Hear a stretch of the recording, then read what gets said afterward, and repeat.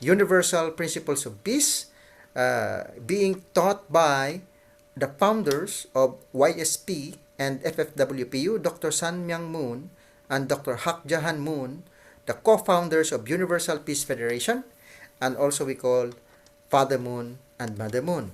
So Father Moon and Mother Moon travel around the world, meeting heads of states in the different nations of the world. They were welcomed by the heads of states. In the Philippines, this is the meeting of the President of the Philippines, President Gloria Macapagal Arroyo, at the office of the President, the Malacanang Palace.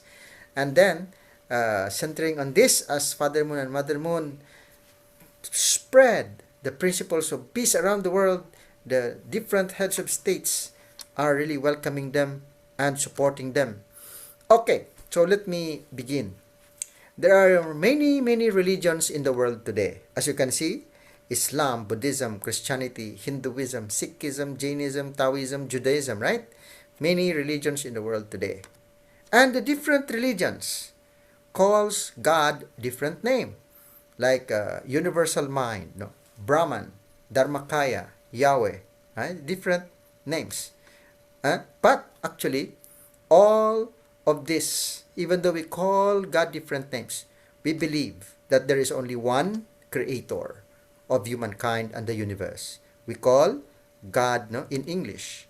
And so, these different religions should come together as brothers and sisters because our creator is standing as our parent. So therefore, this is the first universal principles of peace. God is the creator and parent of all humankind. Whether we call God different names, Allah, Dharmakaya, Yahweh, Brahman, ultimate reality, Tao, or God, but actually there is only one creator, one heavenly parent of all humankind who created the universe and of humankind. So this is number one. All of humankind should have one common point, and that is heavenly parent or God or Allah, Dharmakaya, which all religions actually recognize. So in Judaism and Christianity, it is written, you are the children of the Lord your God. In Christianity, it is written also, our Father who art in heaven, hallowed be thy name. Even in Islam, in the Quran, O my people, worship Allah. You have no other God but Him. And also, in the Hadith of Baihaqi, all creatures are God's children, and those dearest to God are those who treat His children kindly. So, the different religions of the world recognizes a supreme being higher than us that actually created all of humankind. So, first principle is we believe in the Creator, our Heavenly Parent. And number two, no matter what religion you came from, you have to practice the teachings of your particular religion and by becoming a good person. So human beings are essentially spiritual in nature. So let me explain this more. Human beings has what we call the invisible mind and the visible body. And then the mind has what we call spiritual desires, and that is the desire to seek for truth, beauty, goodness, and love. And all of these should be considered priority or primary in our lives. Once you really practice truth, beauty, goodness, and love, you naturally live for the sake of others. This should be number one in our lives, the priority in our lives. So, let me ask you a question. Do you want to seek the truth? Do you want to know the truth? Do you want to look at something that is beautiful? Of course, right? Do you want to be a good person? Do you want to love and receive love? Yeah, even though these are invisible, but all of us would like to really experience all of this. Once all our desires, the spiritual desires are fulfilled, then we are happy, isn't it? However, we also have body, which is external. And the body has what we call bodily desire. And that is, if we are hungry, the body will tell you, eat. If you are thirsty, drink, sleep, to have sex, have comfortable life. This is actually for the purpose of survival, meaning living for the sake of myself. If you don't have the desire to eat, you will die, isn't it? If you don't have the desire to drink, you will die. So, these desires are actually designed for you to survive, for you to exist, right? However, these desires, even though important, but should be considered what? Secondary, number two, no? Or secondary in our life. Why? Because these desires are basically equivalent to the instinct of animals. So, once we balance the desire for truth, beauty, goodness, and love, and then balance with the desire of the body, bodily desire, then together, mind and body unite together, centered on goodness, centered on God, and we become a good person. A person of good character, practicing the universal principles in daily life. So, I would like to give examples of this later. Look here. What happens if the bodily desire becomes number one and the mind's desire of truth, beauty, goodness, and love becomes number two? What will happen in our lives? So, what will happen is that we become a person who live for the sake of myself. No? So, this is equivalent to instinct of animals. No? If you're hungry, you want to eat, right? So, what if this becomes number one in your life? Let me give you an example. So, for example, you're very hungry and then you saw food on the table. Of course, your body will tell you, oh, that is food. 3 days already you did not eat. You have to eat that one or else you will die. No? You can survive if you eat that food on the table. Your body will tell you like this. Because the purpose of the body is to really, live for the sake of myself, to exist, no? To survive. And then, but, your conscience, your mind will tell you, oh, that food is not yours, does not belong to you. It belongs to somebody else. You have to ask permission first, from the owner before you can eat that food. So your conscience will tell you like that, right? So which one will you follow? The bodily desire or the conscience or the mind? If you follow the bodily desire, then the body becomes number one and the conscience only number two. When that happens, you become a person who lives for yourself more than living for others. In short, you become selfish. So when you become selfish, when the bodily desire become number one in your life, you become an immoral person. You can practice immorality, robbery, rape, violence, war, drug abuse, alcohol abuse, smoking, gambling, homosexuality, premarital sex.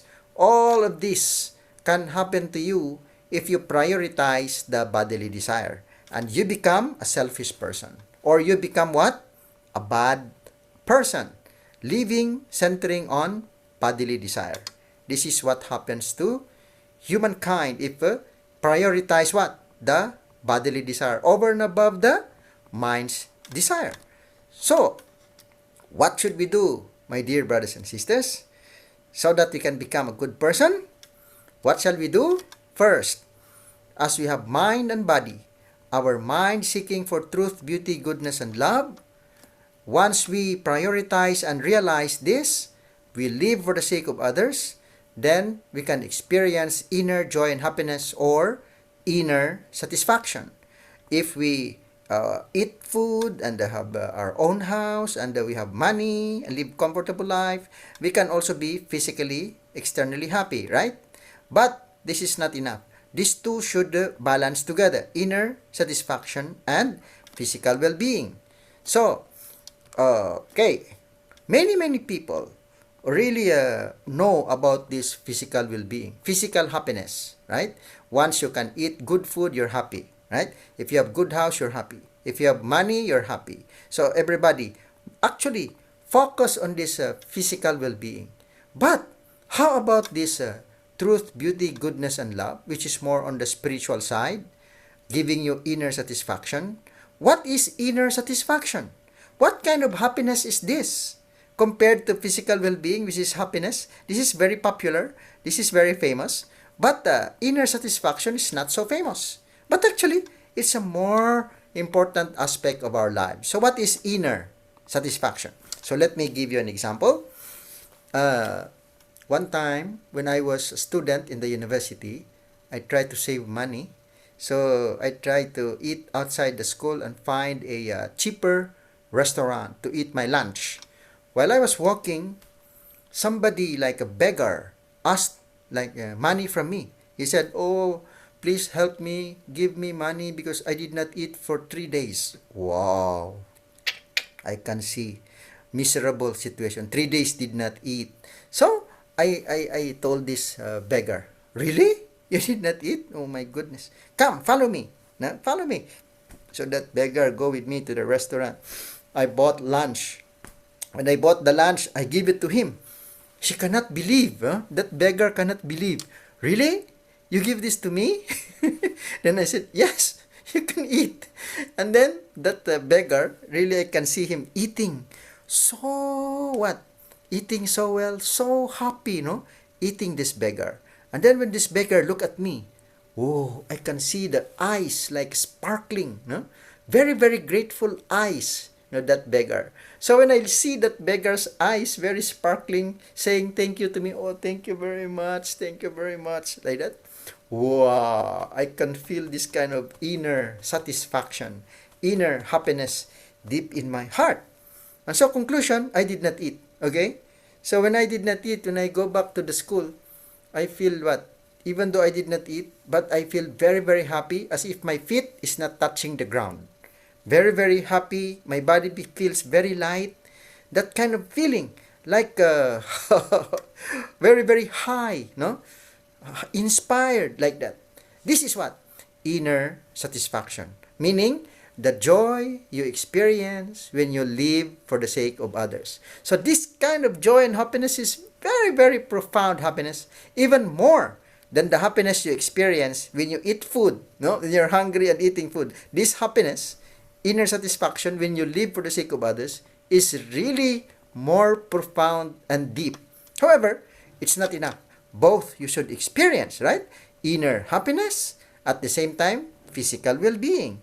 And by uniting, balancing these two together, then you experience true and lasting happiness. Yes? Yeah. So, true and lasting happiness you can experience. But many people only focus on the physical aspect, the physical well-being aspect, and then they forget the spiritual side. No? So they only experience what? Temporary happiness. And then in the end, they feel guilt, misfortune, and suffering. Yeah? Live a happy life. How? We have to what?